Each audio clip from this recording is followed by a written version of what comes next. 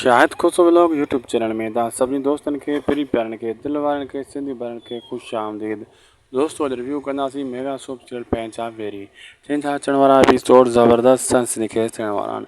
दोस्तों जीअं तव्हां ॾिठो पंहिंजा वेरी में सांवल कीअं पंहिंजी मतिलबु हिकु धमाकेदार किरदारु ॾेखारियो वॾेरो थी करे, यानी हिकु पॻ पाए करे, लेकिन उन ते पूरो न उतरी सघियो। ॻोठ वारा ख़िलाफ़ु थी चुका आहिनि सांवल जे, ऐं कुझु हिकु अधु माण्हुनि जे शेरल ऐं कोई सिकू जो साथ ॾेई रहिया आहिनि, बाक़ी ख़िलाफ़ु थी चुका आहिनि। अहिड़े हिसाब सां सांवल पंहिंजी कोशिशि करे रहियो आहे, लेकिन दिलावर जहिड़ो शातिर शैतान माण्हू बि ख़िलाफ़ु थी चुको आहे। ऐं सभु पंहिंजो हर को पंहिंजो हिसे जो भाङो जेको आहे न, हर को कोशिशि करे थो त शैतानगिरी करे इन मसइले खे अञा वधायूं।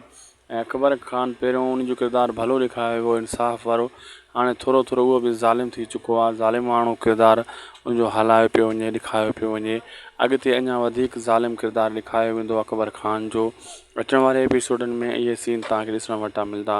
अगरि अपडेट सुठी लॻे शाहिद खुशो व्लॉग यूट्यूब चैनल खे ज़रूरु सब्सक्राइब लाइक शेयर कंदा। मिलंदा तव्हां सां कंहिं ॿिए वीडियो में।